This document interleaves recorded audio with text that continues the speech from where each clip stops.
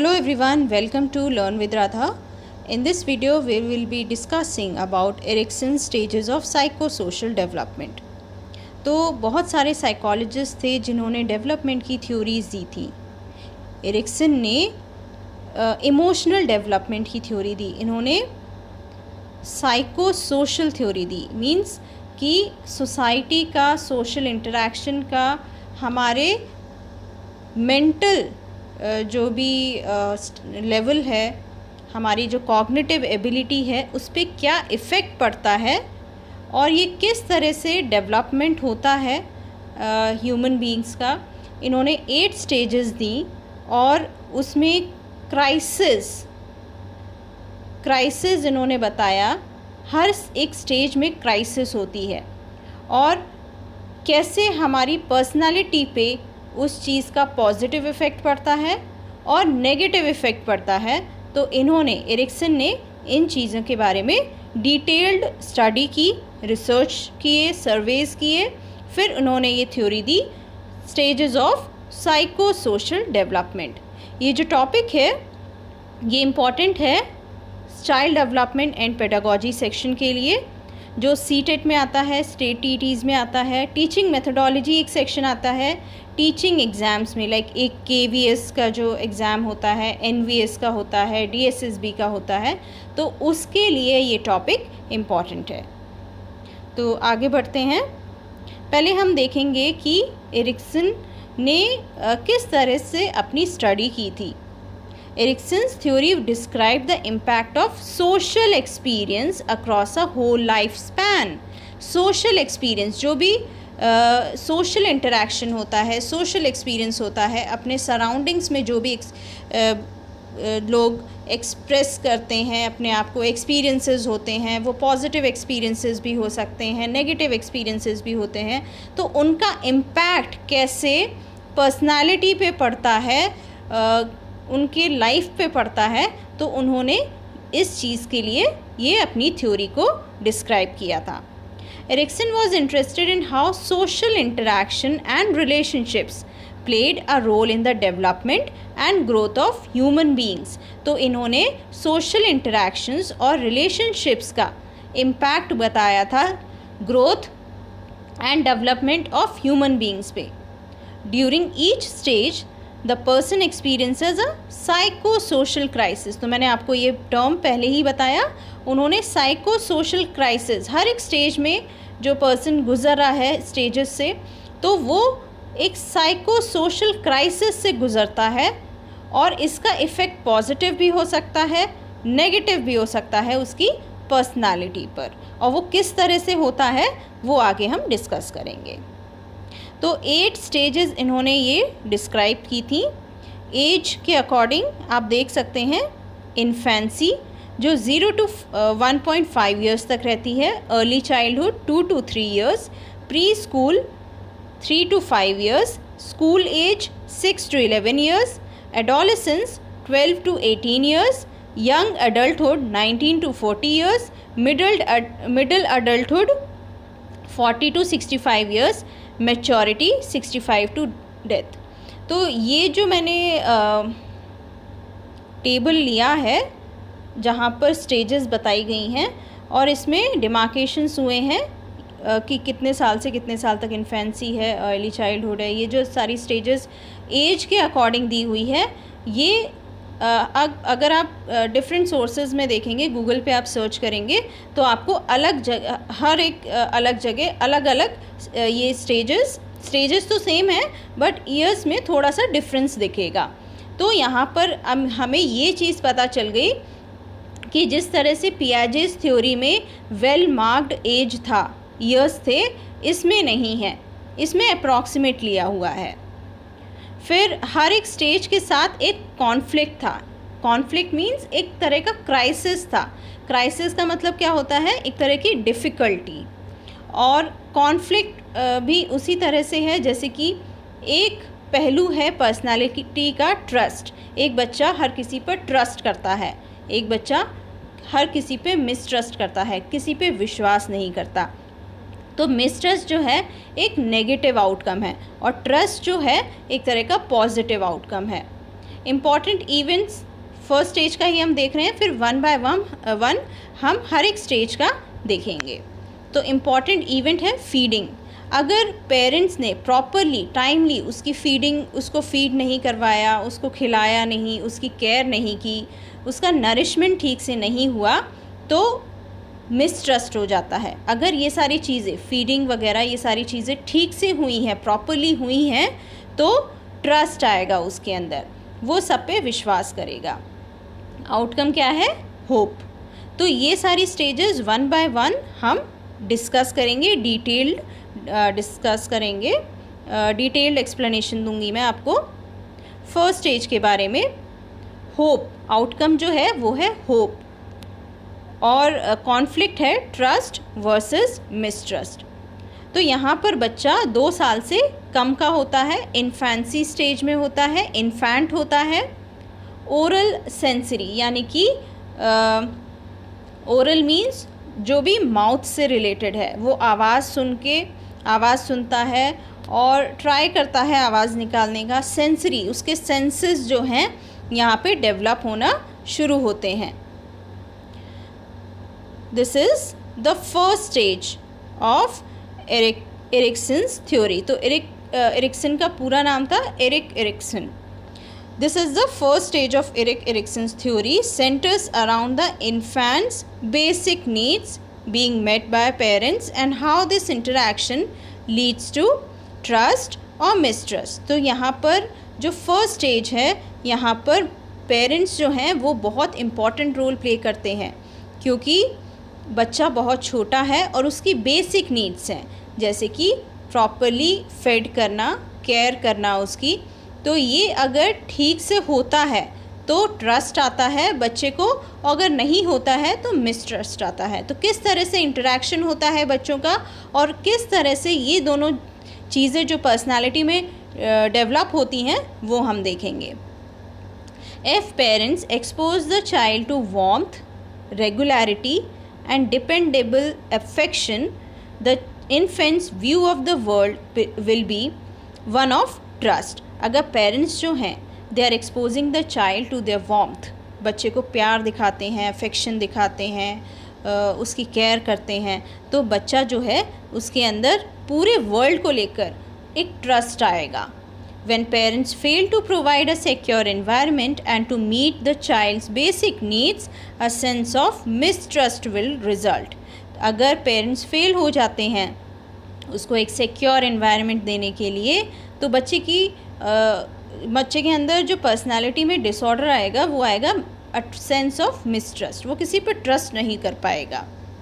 Development of mistrust can lead to feelings of frustration, suspicion, withdrawal and lack of confidence. तो development जो ये mistrust वाला development हो रहा है, पर्सनालिटी को कैसे अफेक्ट कर रहा है, क्योंकि इसकी वजह से फीलिंग्स ऑफ फ्रस्ट्रेशन आएगा बच्चे के अंदर, हर किसी पे शक करेगा, अपने आप को आइसोलेट करके रखेगा और कॉन्फिडेंस नहीं आएगा। तो इस तरह से दो जो एस्पेक्ट हैं, ट्रस्ट एंड मिसट्रस्ट, ये हमारे ऊपर किस तरह से डिपेंडेंट है। पेरेंट्स जो हैं कि किस तरह से एक बच्चे को मोल्ड कर सकते हैं, वो इसमें बताया है कि सोशली सबसे पहले सोशली इंटरेक्ट वो अपने पेरेंट्स से कर रहा है जब वो 2 साल से छोटा है। अगर पेरेंट्स जो हैं उसके साथ अफेक्शन रखेंगे, उसकी प्रॉपरली केयर करेंगे, वार्मथ देंगे, तो वो ट्रस्ट आएगा उसके अंदर। अगर नहीं किया ये सब तो उसके अंदर मिसट्रस्ट आएगा। अब नेक्स्ट स्टेज जो है वो है 2 to 4 years। यहाँ पर क्या है आउटकम? विल। कॉन्फ्लिक्ट है ऑटोनॉमी वर्सेस शेम और डाउट। यहाँ पर जो है मसल्स उसकी डेवलप हो रही हैं, मस्कुलर एनल। यहाँ पर बच्चा समझने लगता है कि उसके जो एलिमिनेटिव फंक्शंस हैं वो समझने लगता है। टॉडलरहुड भी बोलते हैं हम इस एज को। तो यहाँ पर जो आउटकम जो है वो है विल, कॉन्फ्लिक्ट है ऑटोनॉमी वर्सेस शेम। अब इस स्टेजेस के में क्या क्या होता है वो देखते हैं। As the child gains control over eliminative functions and motor abilities, बच्चा जो है वो अपने एलिमिनेटिव फंक्शंस को कंट्रोल करना सीखता है। एलिमिनेटिव फंक्शंस मीन्स जहाँ से वो अपने बॉडी के जो वेस्ट प्रोडक्ट हैं उसको एलिमिनेट करता है, रिमूव करता है। वो टॉयलेट ट्रेनिंग जो है यहाँ पर एक इम्पॉर्टेंट स्टेप है। इम्पॉर्टेंट जो फंक्शन है वो टॉयलेट ट्रेनिंग है। वो अपने एलिमिनेटिव फंक्शंस को कंट्रोल करना सीख जाता है। वो बताने लग जाता है कि उसे वॉशरूम कब जाना है, और अपने मोटर एबिलिटीज़ यानी कि फ़िज़िकल एबिलिटीज़ जो है, मूवमेंट जो है बॉडी का, उसमें भी उसको कंट्रोल आने लग जाता है। As the child gains control over eliminative and motor abilities, they begin to explore their surroundings. So अपने surroundings को explore करते हैं, डिस्कवर करते हैं, अपने आसपास की चीज़ों पे ध्यान देते हैं और क्यूरोसिटी जनरेट होती है, हर चीज़ में सवाल पूछते हैं। Children at this age like to explore the world around them and they are constantly learning about their environment. तो क्योंकि वो एक्सप्लोर कर रहे हैं अपने सराउंडिंग्स को, इसलिए वो अपने एनवायरनमेंट के बारे में सीख भी रहे हैं। इफ़ केयर गिवर्स और parents encourage self sufficient behaviour, toddlers develop a sense of autonomy, a sense of being able to handle many problems on their own. यहाँ पर पेरेंट्स और केयर गिवर्स का इम्पॉर्टेंट रोल है। कैसे? यहाँ पर अगर पेरेंट्स और केयर गिवर्स जो हैं वो अगर एनकरेज कर रहे हैं बच्चे को कि yes you can discover your surroundings, अगर उनसे कुछ गलती भी हो जाती है तो उनको बहुत ज़्यादा नहीं डांटना, उनको समझाना है, तो यहाँ पर एक सेंस बच्चों में डेवलप होता है जिसको बोलते हैं अ सेंस ऑफ ऑटोनॉमी। यहाँ पर बच्चे को ये सेंस डेवलप होता है कि हाँ, मैं अपने प्रॉब्लम्स खुद हैंडल कर सकता हूँ या कर सकती हूँ। तो यहाँ पर एक सेंस ऑफ ऑटोनॉमी डेवलप होती है जब केयर गिवर्स या पेरेंट्स जो हैं उनके बिहेवियर को, सेल्फ सफिशिएंट जो वो आत्मनिर्भर वाली बिहेवियर है, उसको एनकरेज करते हैं। यहाँ पर बच्चों को बोलना चाहिए कि yes you can do it, अगर आप ये काम कर रहे हो तो आप ये कर सकते हो, और अगर आपको थोड़ी बहुत हेल्प भी करनी है तो आप कर सकते हो। बट अगर आप उनको बहुत ज़्यादा उनसे डिमांड कर रहे हो कि आपको ये भी आना चाहिए, वो भी आना चाहिए, एंड दैट टू सून, आप बहुत जल्दी और टू मच आप डिमांड कर रहे हो, या फिर बच्चों को अपने आप से कुछ नहीं करने दे रहे हो और उनको रिडिक्यूल कर रहे हो, उनको डांट रहे हो कि आप अपना काम ये खुद नहीं कर सकते हो, तो उनके अंदर शेम एंड डाउट डेवलप होगा about their ability to handle problems. तो यहाँ पर टॉयलेट ट्रेनिंग बहुत इम्पॉर्टेंट है। बच्चा अगर बता रहा है कि उसको वॉशरूम जाना है, यहाँ पर आपको उसको सिखाना है कि उसे वॉशरूम कैसे यूज़ करना है। तो ये एक मैं एग्ज़ाम्पल दे रही हूँ, ये कम्प्लीटली इसी पर नहीं है, मैं एक एग्ज़ाम्पल दे रही हूँ टॉयलेट ट्रेनिंग में। अगर गलती से कभी वो नहीं बता पाया है या उसने अपना बेड गीला कर दिया है, तो आपको उसे बस समझाना है, इसे रिडिक्यूल नहीं करना है। तो अगर आप रिडिक्यूल कर रहे हो तो उसके अंदर एक सेंस डेवलप होगा जहाँ पर आप बोल सकते हो a sense of shame and doubt कि मैं ये ऐसा नहीं कर सकता। उसके अंदर ये चीज़ आ जाएगी कि मैं अपने प्रॉब्लम्स को हैंडल नहीं कर सकता। अगर आप उसको एनकरेज करोगे तो यहाँ पर उसके अंदर ऑटोनॉमी आ जाएगी, a sense of being able to handle many problems on their own. तो ये सारी चीज़ें जो हैं ये होती हैं at the age of 2 to 4 years। और कॉन्फ्लिक्ट है ऑटोनॉमी वर्सेस शेम और डाउट। नेक्स्ट स्टेज पे जाते हैं। नेक्स्ट स्टेज का जो आउटकम है वो है पर्पस, और इसमें जो कॉन्फ्लिक्ट है वो है इनिशिएटिव वर्सेस गिल्ट। यहाँ पर लोकोमोटर भी वही है, बॉडी मूवमेंट से रिलेटेड, जेनाइटल जेनाइटल ऑर्गन्स जो हैं यहाँ पर वो समझने लगता है, और ये है अर्ली चाइल्डहुड स्टेज। यहाँ पर क्या होता है इस स्टेज में, pre schoolers are increasingly able to accomplish tasks on their own and can explore new areas।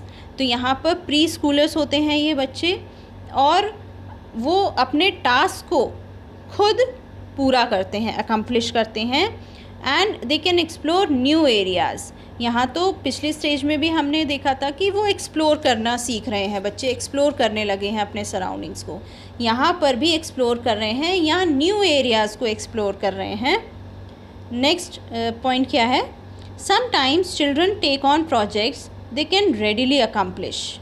कुछ कभी कभी क्या होता है, बच्चे जो हैं वो ऐसा प्रोजेक्ट लेते हैं जो ईजीली अकम्प्लिश कर सकते हैं, but sometimes they undertake projects that are beyond their capabilities or that interfere with other people's plans and activities।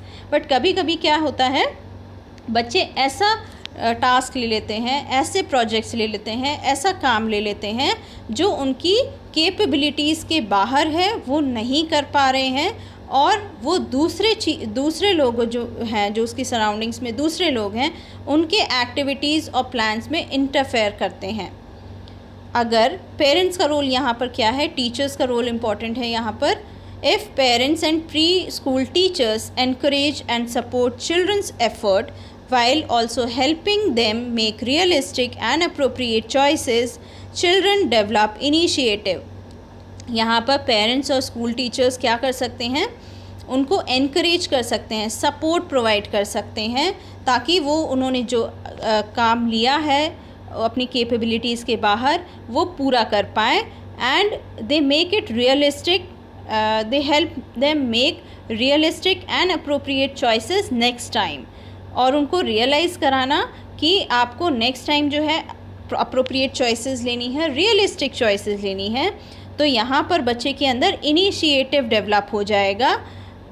Initiative क्या है, independence in planning and undertaking activities. तो ये एक पॉजिटिव पर्सनैलिटी आउटकम है, initiative develop होना।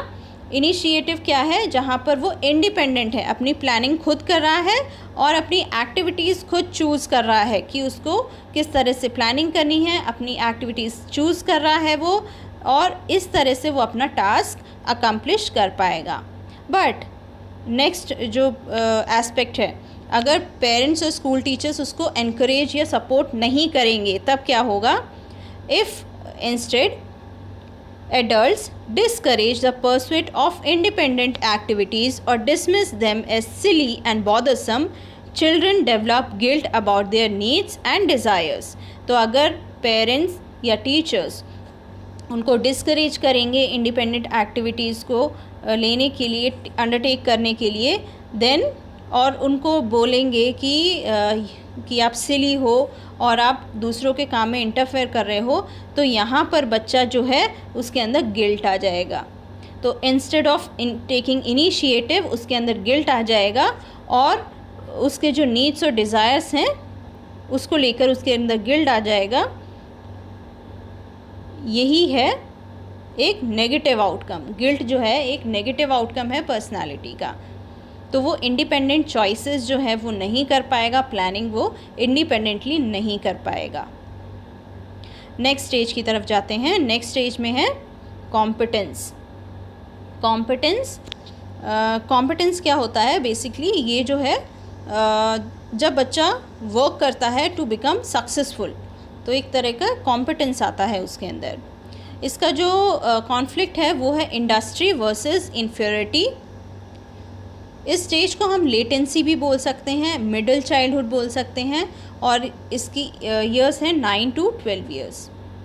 Ericsson viewed the elementary school years as critical for the development of self confidence. तो Erikson के according ये जो स्टेज है, यहाँ पर एलिमेंट्री स्कूल स्टार्ट हो जाता है। एलिमेंट्री स्कूल जो है ये बहुत इंपॉर्टेंट है for the development of self confidence in children. तो इस स्टेज की इम्पॉर्टेंस इन्होंने ये बताई है कि यहाँ पर सेल्फ कॉन्फिडेंस डेवलप होता है, इसलिए ये स्टेज जो है क्रिटिकल है। Elementary school provides many opportunities to achieve the recognition of teachers, parents and peers by producing things like drawing pictures, solving addition problems, writing sentences and so on। तो elementary school में बहुत सारी opportunities मिलती हैं बच्चे को, और recognition भी मिलता है। बच्चे उसके अपने फ्रेंड्स उसको पहचानते हैं, टीचर्स पहचानते हैं, पेरेंट्स उसको पहचानते हैं। वो अपनी कैपेबिलिटीज़ लोगों को दिखा सकता है, पिक्चर्स ड्रॉ कर सकता है, प्रॉब्लम्स सॉल्व करना सीख सकता है, writing sentences and so on. तो ये कुछ चीज़ें हैं जो बच्चा इस स्टेज में डेवलप कर लेता है। If children are encourage to make and do things then they are praised for their accomplishments। अगर बच्चे को encourage किया जाए और praise किया जाए for their accomplishment, they begin to demonstrate industry by being diligent, persevering at task until completed and putting work before pleasure। तो यहाँ पर बच्चा जो है अगर उसको proper encouragement मिले, praise मिले, तो यहाँ पर बच्चा जो है वो इंडस्ट्री डेमॉन्स्ट्रेट करता है, इंडस्ट्री दिखा रहा है कि इंडस्ट्रियस है। इंडस्ट्रियस मीन्स वो डिलिजेंट है, परसर्विंग है। परसर्विंग मीन्स कि उसके अंदर पेशेंस आ जाता है, जब तक कि वो टास्क कंप्लीट नहीं कर लेता तब तक वो उठता नहीं है। और वो प्लेजर से पहले, जो भी उसको अच्छा लग रहा है उससे पहले वर्क को इम्पोर्टेंस देता है। He is putting work before pleasure. तो ये है if a child is being industrious. But if children are ridiculed or punished for their efforts, or if they find they are incapable of meeting their teachers and parents' expectations, they develop feelings of inferiority about their capabilities। but अगर उनको ridicule किया जाए या punish किया जाए तो उनके जो भी accomplishments हैं उसको लेकर उनको डांटा जाए, पनिश किया जाए, तो उनके अंदर इन्फ्योरिटी आ जाती है और उनको लगता है कि वो अपने पेरेंट्स के और टीचर्स के एक्सपेक्टेशंस को पूरा नहीं कर सकते, और उनके अंदर जो ये सेल्फ़ कॉन्फिडेंस जो है वो डेवलप नहीं हो पाता है। तो इसलिए ये स्टेज बहुत इम्पॉर्टेंट है। चलिए नेक्स्ट स्टेज की तरफ बढ़ते हैं। फिडेलिटी जो है ये आउटकम है, और fidelity means loyalty, and outcome and conflict is identity versus role confusion. Adolescence जो है, इस स्टेज को हम एडोलेसेंस भी बोलते हैं। एज है 12 to 19 ईयर्स। तो आइडेंटिटी वर्सेस रोल कन्फ्यूजन, इस स्टेज में क्या क्या इंपॉर्टेंट पॉइंट्स हैं वो डिस्कस करते हैं।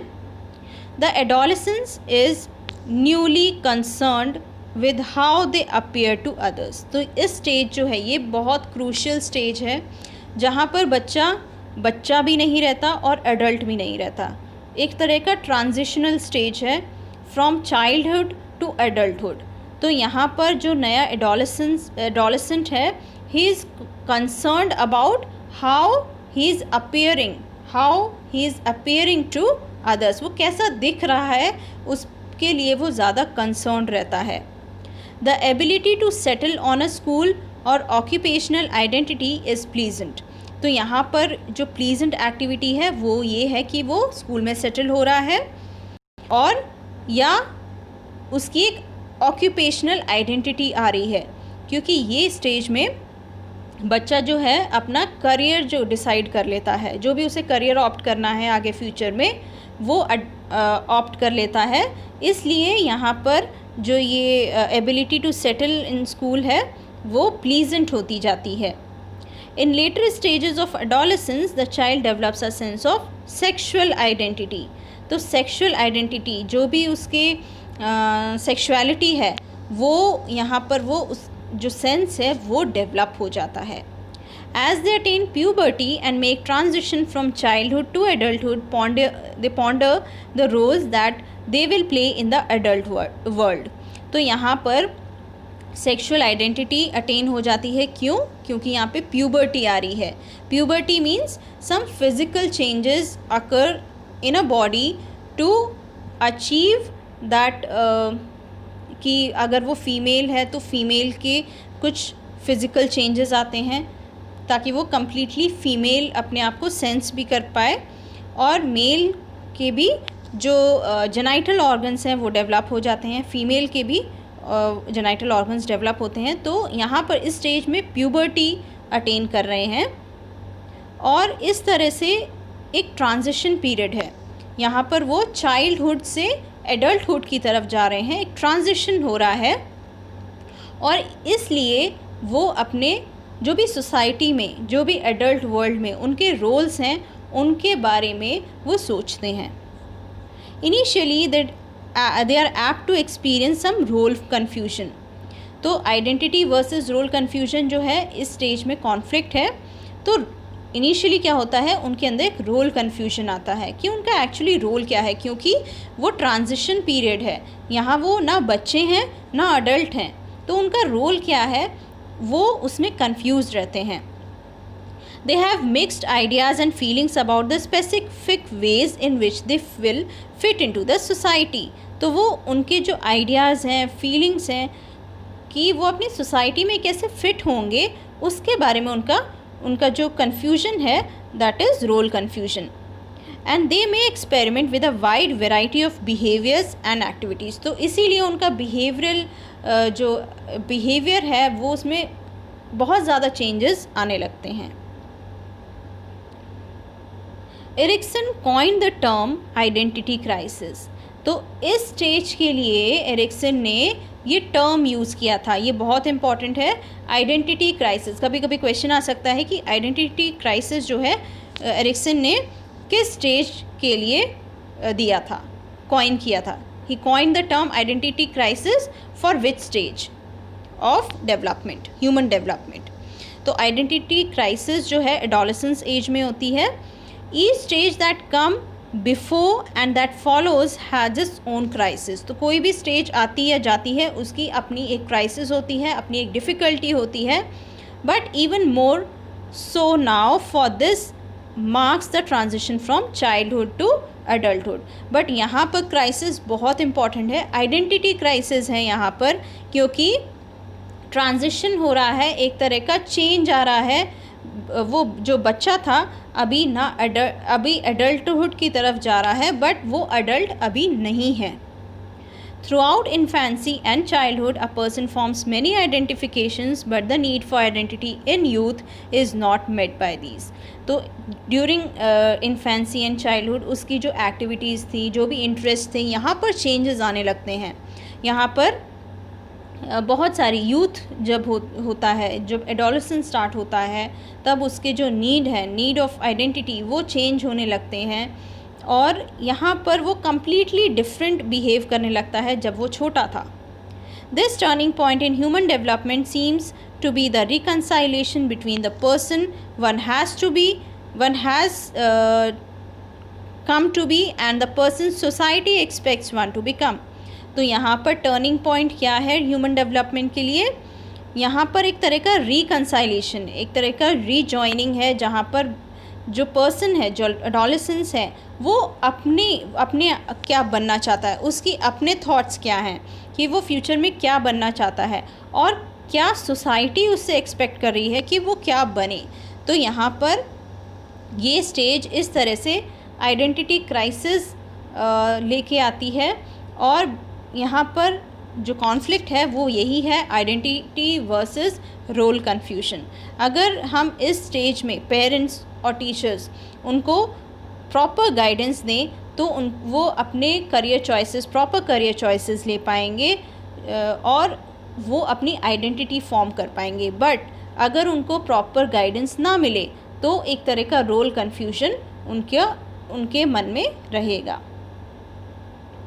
नेक्स्ट स्टेज है आउटकम, इसका है लव।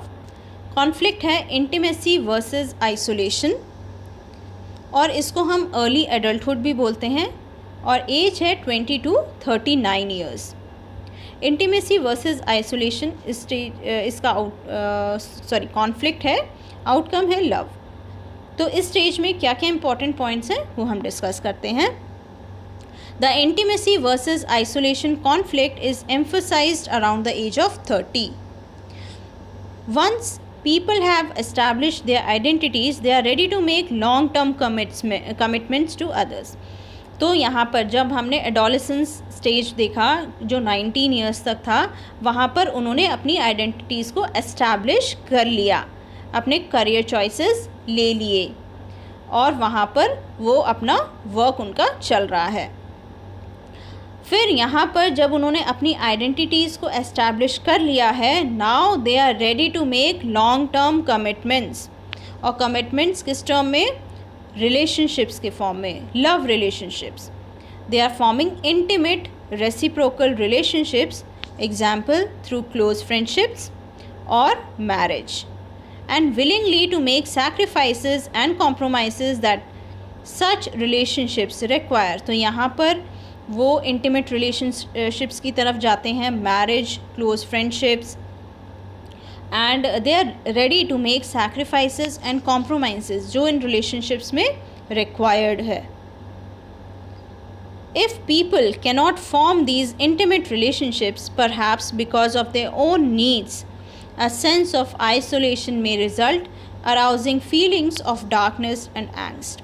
तो यहाँ पर अगर उनको इंटीमेट रिलेशनशिप्स जो हैं वो उनके पार्टनर्स से मिल जाता है तो पॉजिटिव आउटकम आता है पर्सनालिटी पे, बट अगर ऐसा नहीं हो पाता है तो अ सेंस ऑफ आइसोलेशन डेवलप्स, वो अलग अलग रहने लगते हैं, एक सेंस ऑफ आइसोलेशन डेवलप हो जाता है जो कि पर्सनालिटी का एक नेगेटिव ट्रेट है।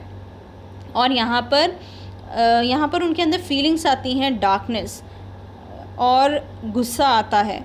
तो ये जो नेगेटिव आउटकम है वो है आइसोलेशन। तो इसका कॉन्फ्लिक्ट है इंटीमेसी वर्सेस आइसोलेशन। नेक्स्ट है आउटकम है केयर, और कॉन्फ्लिक्ट है जनरेटिविटी वर्सेस स्टैग्नेशन। ये इस स्टेज को हम मिडिल एडल्टहुड भी बोलते हैं और एज है 40 to 59 ईयर्स। इस स्टेज में इम्पॉर्टेंट पॉइंट्स क्या हैं वो हम देखते हैं। जनरेटिविटी का मतलब क्या है? Generativity is the concern of guiding the next generation, क्योंकि ये स्टेज जो है यहाँ पर करियर भी फॉर्म हो गया, करियर बना लिया, 40 ईयर्स to 59 ईयर्स है। तो यहाँ पर अब एक नीड आती है कि हम अपनी फ्यूचर जनरेशन को कैसे गाइड कर सकते हैं। Socially valued work and disciplines are expressions of generativity. Socially हम कैसे वैल्यूएबल हो सकते हैं, सोसाइटी में हमारी इज़्ज़त कैसे हो सकती है, वो हम इस फीलिंग से, इस आउटकम जनरेटिविटी जो एक पॉजिटिव आउटकम है पर्सनालिटी का, generativity means guiding the concern of guiding the next generation. So इस स्टेज में क्या होता है, during middle age the primary developmental task is one of contributing to society and helping to guide future generations. तो future generation को कैसे guide करना है, उसको उसमें क्या कंट्रीब्यूशन करना है, तो ये बन जाता है primary developmental task. When a person makes a contribution during this period, perhaps by raising a family or working towards a betterment of society, a sense of generativity or a sense of productivity and accomplishment develops. So इस stage में क्या है, अगर जो person है इस stage में है, अगर वो सोसाइटी में हेल्प कर रहा है, फ्यूचर जनरेशन को गाइड कर रहा है, किसी की बेटरमेंट के लिए, सोसाइटी की बेटरमेंट के लिए वर्क कर रहा है या किसी फैमिली को हेल्प कर रहा है, तो उसके अंदर एक सेंस डेवलप होता है जिसको हम बोलते हैं जनरेटिविटी। इस जनरेटिविटी का मतलब क्या है, it is a sense of productivity. वो खुद में फील करता है कि मैं प्रोडक्टिव हूँ, मेरे उसके अंदर एक प्रोडक्टिविटी की फीलिंग आती है एंड उसे पता है कि वो उस चीज़ को एकम्प्लिश कर पा रहा है, जो भी उसे काम दिया है, जो भी सोसाइटी की तरफ उसका रोल है, वो उसे पूरा कर रहा है। तो ये है जनरेटिविटी। बट अगर ऐसा नहीं होता तो क्या होता है? In contrast a person who is self centred, अगर इसके ऑपोजिट देख रहे हैं तो अगर वो पर्सन सेल्फ सेंटर्ड है और ही इज़ अनेबल और unwilling to help society move forward, develops a feeling of stagnation. Stagnation means रुका हुआ. जनरेटिविटी में क्या था कि वो अपने आप को प्रोडक्टिव फील कर रहा था, बट स्टेगनेशन में एक तरह का डिससेटिस्फैक्शन होता है. A dissatisfaction with the relative lack of productivity, क्योंकि वो उसके अंदर प्रोडक्टिविटी नहीं है, इसलिए उसको एक डिससेटिस्फैक्शन है. और उस नेगेटिव ट्रेट ऑफ पर्सनालिटी को हम बोलते हैं स्टेगनेशन, क्योंकि वो सेल्फ सेंटर्ड है, वो सोसाइटी के लिए कुछ नहीं कर रहा है. नेक्स्ट स्टेज की तरफ बढ़ते हैं, वो है विजडम. आउटकम है विजडम. एंड जो कॉन्फ्लिक्ट है वो है ईगो इंटीग्रिटी वर्सेस डिस्पेयर. इस स्टेज को हम बोलते हैं लेट अडल्टहुड और इसकी एज है 60 ईयर्स एंड अबव. तो रिटायरमेंट की जो एज होती है वो होती है, और इस स्टेज में विजडम आता है. कॉन्फ्लिक्ट है ईगो इंटीग्रिटी वर्सेस डिस्पेयर. अब इसमें इंपॉर्टेंट पॉइंट्स क्या हैं वो हम देखते हैं. The final developmental task is retrospection. उसने अपनी लाइफ में, उस पर्सन ने अपनी लाइफ में क्या क्या किया, क्या क्या अचीवमेंट्स रहे उसके, क्या क्या गोल्स थे, उसको कैसे अचीव किया. तो एक तरह से वो अपनी लाइफ को रिवाइंड कर रहा है, देख रहा है. Retrospection, it is the final developmental task is retrospection. People look back on their lives and accomplishments. They develop feelings of contentment and integrity. तो एक फीलिंग आती है कंटेंटमेंट की, फुलफिलमेंट की, इंटीग्रिटी की, कि वो फुलफिल कर लिया उसने, एक फुलफिलमेंट की फीलिंग आती है. If they believe they have led a happy productive life. अगर उन्होंने जब रेट्रोस्पेक्शन किया उन्होंने अपनी लाइफ पूरी रिवाइंड करी, देखी उन्होंने, और उनको लगा कि उन्होंने एक अच्छी खासी लाइफ जी है, प्रोडक्टिव लाइफ जी है, खुश लाइफ जी है, तो उनके अंदर एक फीलिंग आती है, a feeling of contentment and integrity. But अगर ऐसा नहीं होता, they may instead develop a sense of despair. Despair means a sense of sadness, a feeling of sadness. They may develop a sense of despair if they look back on a life of disappointments and unachieved goals. जो उनके goals थे, उन्होंने set किए थे, वो achieve नहीं कर पाए और उनकी लाइफ में डिसअपॉइंटमेंट्स थे, तो उनके अंदर एक सेंस ऑफ डिस्पेयर आ जाता है. अब हम ये सारी स्टेजेस एक बार और देखते हैं. इन्फेंसी में था conflict, trust versus mistrust. Early childhood में autonomy versus shame. Preschool में initiative versus guilt. School age में इंडस्ट्री वर्सेस इन्फीरियरिटी. एडोलेसेंस में identity versus role confusion. Young adulthood में intimacy versus isolation. Middle adulthood में generativity versus stagnation. And last जो थी उसमें ego integrity versus despair. तो क्योंकि हमने हर एक स्टेज के इंपॉर्टेंट पॉइंट्स पढ़ लिए हैं, कॉन्फ्लिक्ट कैसे कैसे आता है, पर्सनालिटी में कैसे कैसे चेंजेस आते हैं, वो हमने देख लिया है. तो आई होप आपको ये स्टेजेस क्लियर हो गई होंगी. और अब हम देखेंगे कि कैसे और जो साइकोलॉजिस्ट थे उन्होंने एरिक्सन की थ्योरी को क्रिटिसाइज़ किया था, क्योंकि हर थ्योरी में कुछ ना कुछ कमी रह जाती है, इसलिए उसका क्रिटिसिज्म भी पढ़ना ज़रूरी है. तो एरिक्सन का जो थ्योरी थी उसकी जो कुछ कमियां रह गई थी, जैसे कि एरिक्सन्स थ्योरी में be question as to whether his stages must be regarded as sequential और and only occurring within the age ranges he suggest. तो मैंने आपको एज रेंज के बारे में पहले ही बता दिया है कि वेल डिफाइंड एज रेंज नहीं थी, इसलिए कई सारे साइकोलॉजिस्ट ने ये क्वेश्चन किया कि उनके स्टेजेस को सीक्वेंशियल माने, क्योंकि सीक्वेंशियल माने या नहीं, और उनके जो एज रेंजेस थे वो भी क्लियरली डिफाइंड नहीं थे. नेक्स्ट क्रिटिसिज्म जो है वो ये है, whether people only search for identity crisis during the adolescence years और if one stage needs to happen before other stages can be completed. तो आइडेंटिटी क्राइसिस जो है उन्होंने एडोलेसेंस ईयर्स में ही बताया था। उसी स्टेज के लिए कॉइन टर्म किया था, टर्म कॉइन किया था, ये टर्म बताया था identity crisis only for adolescence years. बाकी और स्टेजेस में इन्होंने इस टर्म का यूज़ नहीं किया था।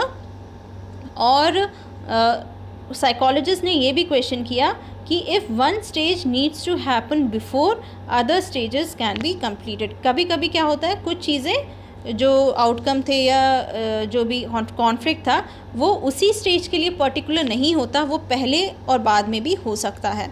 तो इसके बारे में इन्होंने कुछ भी नहीं बताया था। अब हम कुछ क्वेश्चंस देखेंगे जो ये जो एग्ज़ाम्स हैं सीटेट और टीईटीज़ उनके पॉइंट ऑफ व्यू से देखा जाए तो इम्पॉर्टेंट है। फर्स्ट क्वेश्चन है, as per Erikson psycho social development of children occurs in 8 stages. 8 stages उन्होंने बताई थी साइको सोशल डेवलपमेंट की। A student of class 3 around 9 years corresponds to which stage of development. तो 9 ईयर्स का एक बच्चा है, क्लास 3 में है, तो उसके अंदर कौन सी स्टेज ऑफ डेवलपमेंट होगी। पहले हम हर एक स्टेज देखेंगे, फिर हम बताएंगे कि कौन सी स्टेज कहाँ थी। Autonomy versus Shem and doubt, ये जो स्टेज थी ये जब टॉयलेट ट्रेनिंग होती है बच्चों की तब होता है, तो ये टॉडलर 2 to 4 ईयर्स में होता है। इंडस्ट्री वर्सेस इन्फ्योरिटी, तो ये जो है इंडस्ट्री वर्सेस इन्फ्योरिटी ये चाइल्डहुड स्टेज में होता है, मिडिल चाइल्डहुड में। इनिशिएटिव वर्सेस गिल्ट, ये होता है इनिशिएटिव वर्सेस गिल्ट जब वो स्कूल जाना शुरू करता है, जो प्री स्कूलर्स होते हैं। इंटीमेसी वर्सेस आइसोलेशन, ये एडोलेसेंस ईयर्स में होता है। तो इसका करेक्ट आंसर है B, industry versus inferiority. Next question है, Erikson's theory can be described as which of the following. तो मैंने बार बार जो टॉपिक है उसमें भी बताया कि Erikson's theory of psycho social development. Next है, how many stages were included in Erikson's ages of man. तो 8 स्टेजेस के बारे में बताया था, 8 स्टेजेस हमने पढ़ी हैं। नेक्स्ट क्वेश्चन है, which of the following conflicts did Erikson believe arises during the preschool stage of development. Preschool stage of development में कौन सी स्टेज होती है। तो एक एक स्टेज हम पढ़ेंगे, फिर हम देखेंगे कौन सी स्टेज कब होती है। इनिशिएटिव वर्सेस गिल्ट, यहाँ पर बच्चा इनिशिएटिव छोटे छोटे टास्क करता है और उनको अचीव करता है। इंटीमेसी वर्सेस आइसोलेशन, ये एडोलेसेंस ईयर्स में ये होता है एडल्टहुड में, एडोलेसेंस के बाद वाली स्टेज में। Intimacy versus isolation. Industry versus inferiority, ये होता है मिडिल चाइल्डहुड में। शेम वर्सेस डाउट होता है प्री स्कूलर्स में। तो एक बार रीचेक कर लेते हैं, shame versus doubt, shame and doubt, ये अर्ली चाइल्डहुड में होता है 2 to 3 ईयर्स में। प्री स्कूल में होता है इनिशिएटिव वर्सेस गिल्ट। तो ये हमने प्री स्कूल के बारे में बात की थी, तो ये हो गया इसका answer, initiative versus guilt. Next question है, what psychological crisis results in either a feeling of confidence और इनएडिक्वेसी। तो कौन सी क्राइसिस होती है जहाँ पर कॉन्फिडेंस आता है या इनएडिक्वेसी आ जाती है। तो साइकोलॉजिकल क्राइसिस इसमें कौन सा है। ट्रस्ट वर्सेस मिसट्रस्ट, यहाँ ये फर्स्ट स्टेज में होता है इन्फेंसी में। ऑटोनॉमी वर्सेस शेम और डाउट, ये सेकंड स्टेज में होता है जहाँ पर 2 to 4 ईयर्स का बच्चा होता है। इंटीमेसी वर्सेस आइसोलेशन, ये होता है 20 ईयर्स के बाद, 20 to 39 years. Industry versus inferiority, तो यहाँ पर ये वाली जो स्टेज है, यहाँ पर बच्चा जो है उसका एक इम्पॉर्टेंट एस्पेक्ट था, वो था डेवलपमेंट ऑफ सेल्फ कॉन्फिडेंस, हमने अभी पढ़ा है। तो सेल्फ कॉन्फिडेंस जो है एक इम्पॉर्टेंट एस्पेक्ट है, तो इसको हम इंडस्ट्री वर्सेस इन्फ्योरिटी की जगह हम बोल सकते हैं कॉन्फिडेंस वर्सेस इनएडिक्वेसी। तो इसका करेक्ट आंसर है D. So this was all about this video. और एक इम्पॉर्टेंट स्टेज है जहाँ पर लैंग्वेज डेवलपमेंट होता है। तो आप मुझे बताइए कि लैंग्वेज डेवलपमेंट जो है इन सारी स्टेजेस में से किस में होगा, ये मेरा आपसे क्वेश्चन है। Language development occurs at which stage of Erikson's psychosocial development theory, किस स्टेज में होगा? आपके पास ये 8 स्टेजेस हैं, आप मुझे बताइए कि किस स्टेज में होगा with reason. So this was all about this video. I hope you like this video. Thank you so much for watching.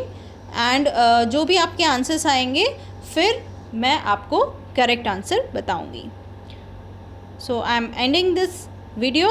Thank you so much, and you can also subscribe to my channel for more such videos.